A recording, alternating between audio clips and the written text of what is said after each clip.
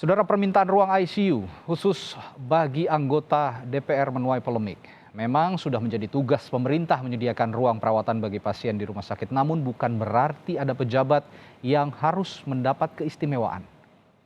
Duduk di kursinya Pak Menteri, tolong kameranya. Pernyataan anggota DPR Komisi 9 dari fraksi PAN, Saleh Daulay, saat rapat kerja dengan Menteri Kesehatan pada 13 Juli lalu, yang meminta agar jangan sampai ada anggota DPR yang tidak mendapat perawatan di ruang ICU rumah sakit menuai polemik. Pernyataan Saleh Daulay merujuk pada kasus meninggalnya salah satu anggota DPR akibat terpapar COVID-19, tetapi sulit mendapatkan rumah sakit. Saya tidak mau lagi misalnya mendengar ada anggota DPR yang tidak dapat tempat ICU. Seperti yang dialami oleh anggota fraksi PAN, saudaraku John Sifinirin, anggota DPR dari Papua, fraksi Partai Amanat Nasional, tidak mendapat ICU ya. Sampai akhirnya malam terakhir meninggal itu justru meninggalnya setelah dipindahkan ke RSPAD, tetapi hanya 2 jam di ICU sudah meninggal karena terlambat ya, sangat terlambat sekali.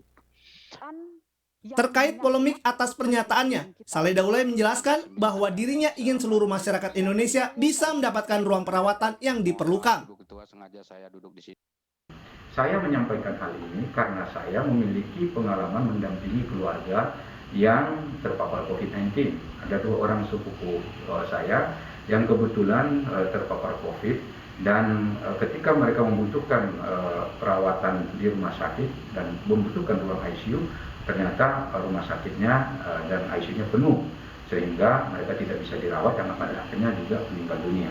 Hal yang sama juga saya sampaikan dialami oleh salah seorang anggota fraksi Partai Amanat Nasional, yaitu saudara John Sifinirin. Ya, dalam konteks itulah terbesit di hati saya bagaimana agar hal yang sama tidak terjadi lagi, tidak menimpa siapapun. Jadi termasuk seluruh anggota masyarakat kita tidak mengalami hal yang sama. Menyikapi pernyataan Saleh Daulay saat rapat kerja dengan Menteri Kesehatan, Forum Masyarakat Peduli Parlemen Indonesia atau Formapi mengecamnya. Menurut peneliti Formapi, permintaan Saleh Daulay soal ICU sebagai sesuatu yang konyol dan berlebihan. Formapi menilai pemberian ruang ICU tidak pernah berdasarkan latar belakang seseorang. Jika tidak ingin dikatakan konyol, mengingat bahwa yang membutuhkan ICU saat ini bukan hanya anggota DPR saja, dan tidak pernah fasilitas ICU itu diberikan berdasarkan status sosial seseorang. ICU hanya diberikan kepada pasien yang sangat kritis, yang menurut ukuran rumah sakit layak mendapatkannya. Sementara terkait sulitnya mendapatkan ruang perawatan bagi pasien COVID-19, anggota DPR Komisi 9 dari fraksi PD Perjuangan Muhammad Nabil Harun menyebut kesulitan mendapatkan ICU di rumah sakit bagi anggota DPR merupakan contoh fenomena memprihatinkan.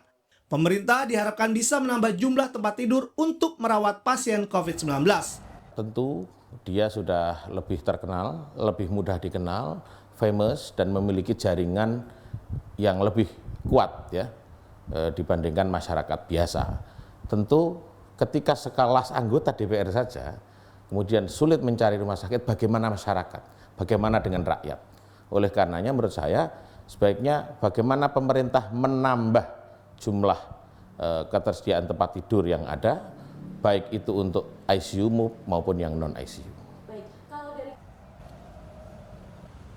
Ketersediaan tempat perawatan di rumah sakit memang tengah menipis akibat lonjakan kasus COVID-19. Di sejumlah daerah, angka keterisian ruang rawat bahkan mencapai 95%. Memang sudah menjadi tugas pemerintah menyediakan ruang perawatan bagi pasien COVID-19. Namun, bukan berarti ada pejabat yang harus mendapat keistimewaan. Tim Liputan, Kompas TV.